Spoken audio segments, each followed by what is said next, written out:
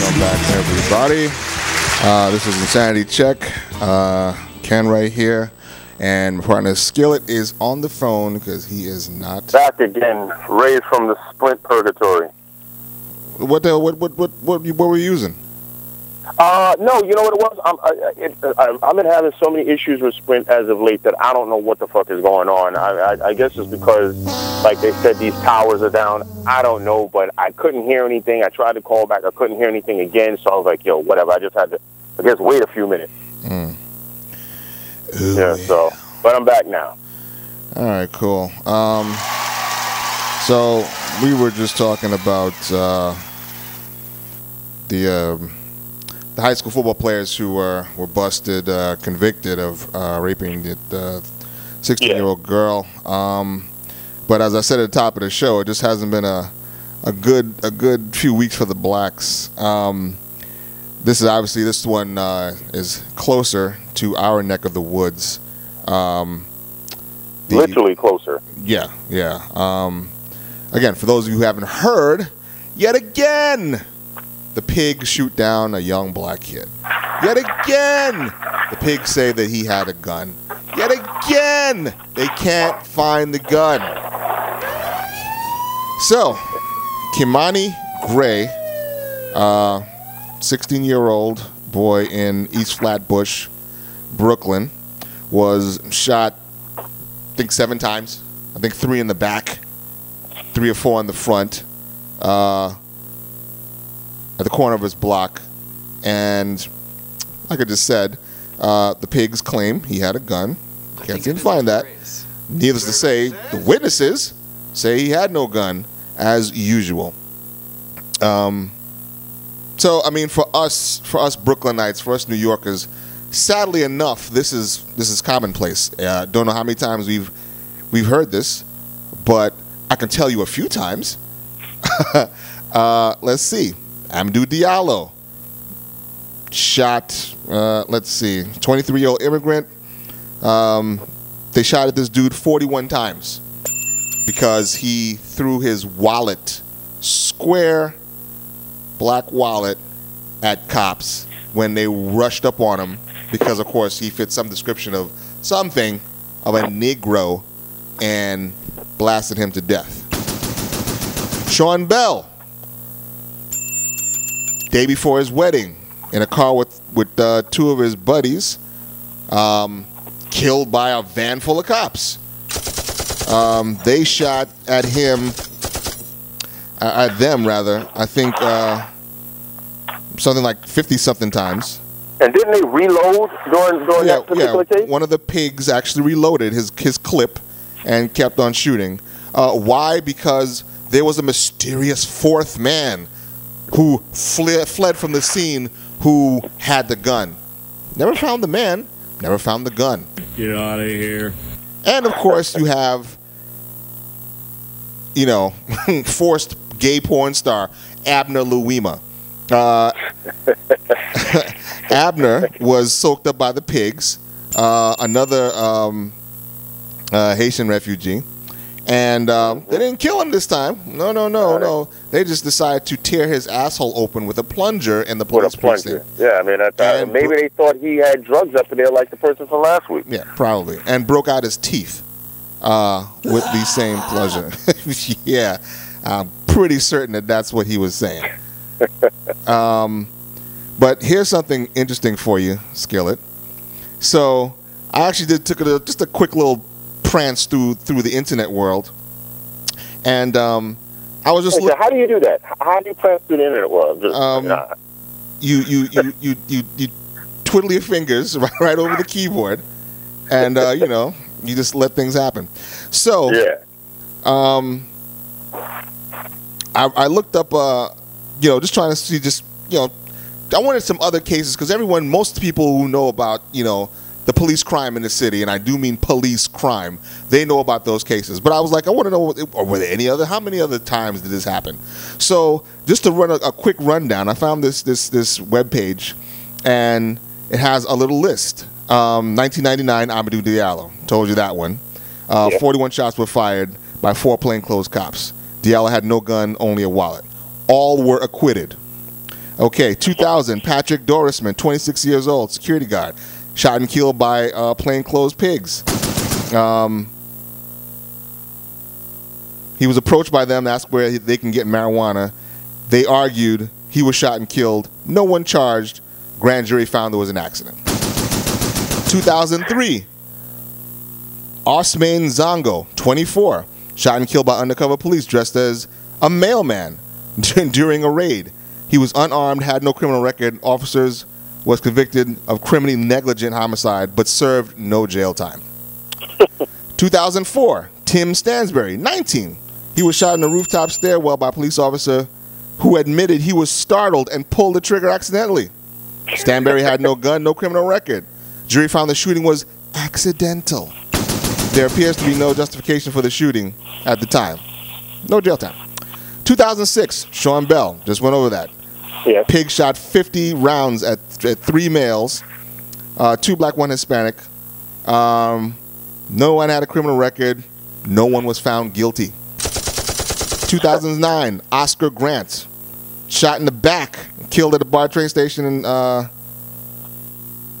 feared he. Oh, that's right. I think this was. This was the one in San Francisco.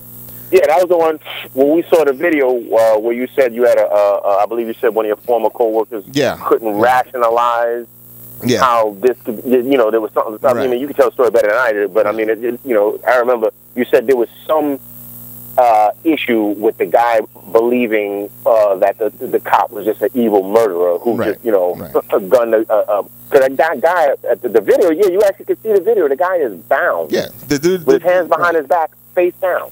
On his belly, hands cuffed behind his back, and because he was wriggling, this cop thought that his life and the 2 other policemen backing him up, standing right behind him, their lives were all in danger by this handcuffed black youth laying on his stomach on the ground. So, what do? Oh, you just get up and shoot him in the back. In front of everybody. Oh, yeah. Mahersal feared Grant was reaching for a weapon as he held him face down on the subway platform. Grant had no weapon. Grant had previously served time for drug possession. Justice Department opened a case against Senator. He would serve less than a year in jail. Last month, Romerly Graham, 18, was shot to death in the bathroom of his mother's house in New York. Police gave chase. Plainclothes narcotics officer believed Graham had a gun. No gun was found. Graham had previously been arrested on marijuana charges. So this is the grand total here. This is the hilarious part. The combined jail time after 7 instances and 7 deaths was 23 months. 23 months. Yeah. The thing that's it's completely alarming, but it's almost like you could turn this into a complete parody because I guess if you just want to kill somebody, do what they did in The Departed. Why do it in the street and just go gun the guy down when you can go to jail? Just become a police officer. You'll get paid. You can kill the dude, get a slap on the wrist, and if worse comes to worse, you get fired and you get another job. Yeah. Or you can clearly get away with murder. Yeah, or you can usually just, get paid and be on desk patrol or desk duty. So, so this is why, ladies and gentlemen, the Kimani Gray case is like, damn, that's fucked up. No outrage, no, because this shit keeps on happening. So, well, until somebody literally does one of those Larry Davis shit, and just start laying the waste to these cops. I mean, and Larry Davis was just one isolated incident. He was a criminal, but they was coming to kill his ass. Mm-hmm. But it should have been a situation where he could have just literally. People are going to have to start blowing these cops away. And it's terrible to say this. No, it's not terrible. I'm pretty sure there's some good police officers out there, but you're gonna have to do something about it. Listen, like I said before, all those good cops who are probably out there, to me, they're just as fucking dirty if they know, and I know a lot of them do, that their brother in blue is extorting, raping, killing, robbing fucking people, and they're not doing anything about it, then you may as well get shot too. Makes no difference to me. I just saw a fucking another story where some Latino policewoman finally came filed charges against her superior, her lieutenant, Because he made her suck his dick like twice. What? Yeah. Read this. Are you serious? I'm dead serious. Read this shit like 3 weeks ago. And of course, you know, what do you think is going to happen to him? Nothing's going to happen to him. Exactly. Not a damn thing is going to happen to him. Conduct unbecoming. He's going to get a slap on the wrist or whatever. Keep it in your pants. That's it. But by the way, did you know Larry Davis? Was he a homeboy of yours? I know you Bronx Negroes roll together tight. Yeah. Well, no. I did actually. It wasn't the same time frame, but you know, I used to hang out in that area around those projects where that did happen. But no. All black people don't look alike, and we all don't know each other. So well, I know that, but I thought no, it's just that, you know, he was a felonious felon from the Bronx, you know, and he was probably on fire at the time when he was firing. Right, and Dre, allegedly, you and Ken stole Beats Radio at Albee Square Mall back in the late 80s. How'd you guess, man? How'd you guess? But at least we didn't burn that motherfucker some alive. Brooklyn niggas. be stealing, right? You ain't half lying either. Yeah, I know I'm not. Yeah, KRS-One said it in his song, right? Right, exactly. Yeah, you're right, man. You're absolutely right, man. Whatever, man. Hey, the Bronx is good, man. I mean, the Bronx, at least it's not Queens, you know, or Staten Island. So, you know, the Bronx is all right. They're good for something, man.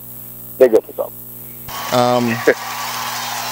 As I was telling Skillet a little while ago, the interesting aspect of this Kimani Gray story, and please, no disrespect to Gray or his family or his friends. I mean, this is unfortunately probably the most important thing that's ever happened in their lives. But again, looking at this from the overall view, and once again, taking the examples, the myriad of examples of this shit happening, like I said, not news to us, but this is interesting. Apparently, there is some shit in New York called frozen zones now. The frozen zone, and this is from an article that I'm reading from, the frozen zone is an arbitrary official police business sounding title that has absolutely zero legal merit. It's something the NYPD made up, just as the First Amendment zone is something Los Angeles Mayor Antonio Villaraigosa made up to suppress media coverage of the occupied raids when they raided the people occupying the areas. Oh, you know, because when it was beating them people's asses. Right. So there is an attached article that I think this person, when she first discovered the frozen zone, this was back on December 1st, 2011, during the Occupy Wall Street raids. And it goes on to say, in mid-November, journalist Josh Harkinson reported on being alerted about the existence of the frozen zone when he attempted. That shit sounds like something Kal-El would tell Jor-El or something like that. That's some Superman shit. When he attempted to cover the eviction of Liberty Park, a white-shirted officer moved in with a bullhorn. If you don't leave the park, you are subject to arrest. Now is your opportunity to leave the park, the police officer said. Nobody budged. A lone drum pounded. I climbed up on a wall to get a better view. Can I help you? A burly officer asked me, his helpfulness belied by his scowl. I'm a reporter, I told him. This is a frozen zone, all right? He said, using the term I'd never heard before. Just like them, you have to leave the area. If you don't, you will be subject to arrest. He grabbed my arm and began dragging me off. My shoes skidded across the park's slimy granite floor. All around me, zip-cuffed occupiers writhed on the ground beneath the fog of chemicals. I just want to witness what's going on here. You can witness it with the rest of the press, he said, which of course meant not witnessing it.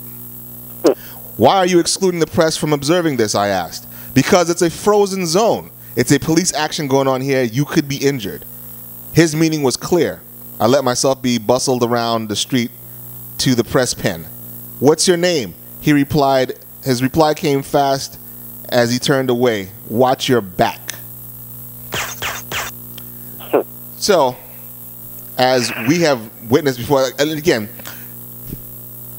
Skillet, he monitors all the, non-mainstream news outlets. So he was telling me about this type of action for a while now. We've seen videos on YouTube of this type of shit going on, but now it has an official title, the Frozen Zone. You know, Frozen zone, protest zones, all these things are the same thing. And you know what? You know, we always give these guys credit for being able to train people. The second people, you know, agree to these frozen zones and all the rest of this kind of stuff, you're basically letting them know that they can do whatever they want because it's unconstitutional, illegal, whatever you say. And I remember seeing a documentary some years ago. As a matter of fact, no, it was Aaron Russo's documentary, the late Aaron Russo, talking about the 16th Amendment. Mm-hmm. And one of the guys said, you know, he said, you know, something that was interesting. He said, you know, what happened to Americans? The guy wasn't American. But he said, what happened to Americans? You know, this country was founded on revolution. You know, it was literally founded on revolution, yet now people will stand for fucking anything. They will literally, you know, let themselves be bullied and pushed around. I mean, what is a frozen zone? So, okay, so if all of those people decide to, you know, we're not going to get arrested, you know, and you decide to haul them in, on what fucking charge? What charge can they possibly say that will stick? But see, the people don't want the pepper spray, the bust to the head, and all the rest of that shit. Of course. You know, so they're just like, you know, whatever. You know, you can smash my rights, but that's cornball, and it's conspicuous yet again. Yeah. Well, you know, of course, you know where this is going. You know, it's going to go all the way until, you know, that one incident is going to take place.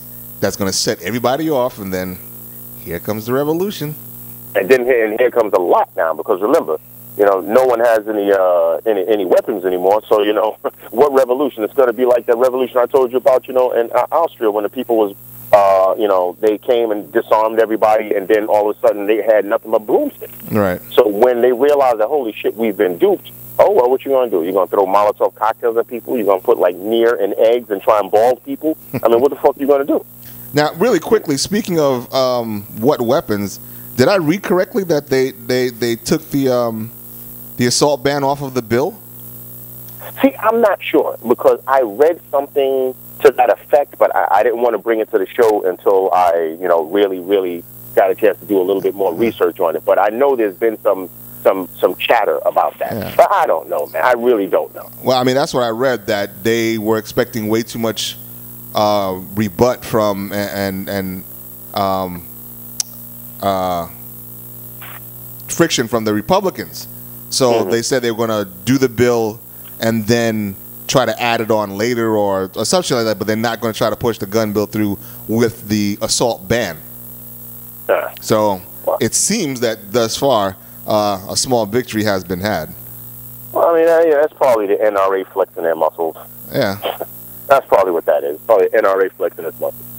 But whatever, I mean, because that just says, even if they don't ban it, you really can't get anything. They've dried up the supply of bullets. I mean, this is systematic and it's planned. Right. So, and then also, think of it. Think of the frozen zone. The frozen zone probably would not have been effective back in the 60s or the early 70s. Oh, hell no. Okay, people would have been like, no, fuck that. You know, we're just going to go to war with you cops. And, you know, they was fighting without weapons. They was fighting with their hands against tear gas, against everything. But the way these people have been institutionalized, even if they did have access to firearms, they probably wouldn't use it. Because our whole mentality is we've allowed ourselves to be bullied over and over and over again to where, you know, Pop-Tarts are guns and bubble blowers are guns now. The whole shit about the, you know, the story that you can speak about, you know, hopefully get to it, you know, with the video games. Oh, I mean, this is bullshit. Yeah. This is absolute bullshit. And people, we've become like little old, broken down, you know, just disheveled people, to where we don't have the fight to get up and say, you know what, enough is enough. Well, what is your suggestion, though? Because, you know, the whole revolution theory, you know, I mean, it sounds good. It sounds good, but you know what? Listen. But I said before, there's simple ways. You know, again, if we pick a target, you know, an oil company, a corporation or whatever, and if we get half of the country, or we just find half of their customers, to say, you know what, this week, fuck you. You're talking about, huh? Talking about hit them in their pocket. Yeah, you're talking about millions. You're talking about stock drops. You're talking about people losing their fucking jobs. Now, when it comes to police officers shooting people, but see, it's the corporations who own the cops. They own the government. So if we say, They hey, can you know affect what? more of a change. Right. If we say, yo, you fucking killed another black kid, this is it. We're not fucking with you, and you. Every week, a week, every single month. Someone's going to, with billions of dollars, is going to say something to the governor. The governor's going to say something to the mayor. The mayor's going to say something to the police chief. And then, because martyrdom is not going to do anything. See, but the martyrdom is definitely not going to do anything. But the crazy thing is, okay, that'll affect change for how many weeks? But then you understand what I'm saying? No, you're not gonna do that forever. So as soon as things get back to normal. But see, that's the problem. You talking about? I'm telling you something that could work. It just may not work with this society because we're pussies. But that shit like that can work if people stick to it, if they were diligent, if they were fucking strong. And again, we're not talking about going against a fucking gun butt. We're just saying like, yo, cut off your cable vision for this week. Really, who the fuck is going to die? And if that means, if I knew that people were actually serious, I would do that shit. When fucking back in the 80s, when it was found out that Nike was dealing with South Africa and apartheid and all of that shit, and Spike Lee took out his big ad in I think it was the Daily New York Times and made a big story about that. From that day, I haven't bought a pair of Nikes. I've had Nikes given to me, but I haven't used my money to buy a pair of Nike sneakers since 1987, 88. Same here. I've never, ever purchased another pair of Nike. This shit could be done, but you people are fucking weak. And this is why you, and unfortunately me, and Skillet, and maybe even 8, we're going to suffer, for your fucking spinelessness. But we got to take a break. We have one more fucked up story for you, but we'll be back in a couple of minutes. We're trying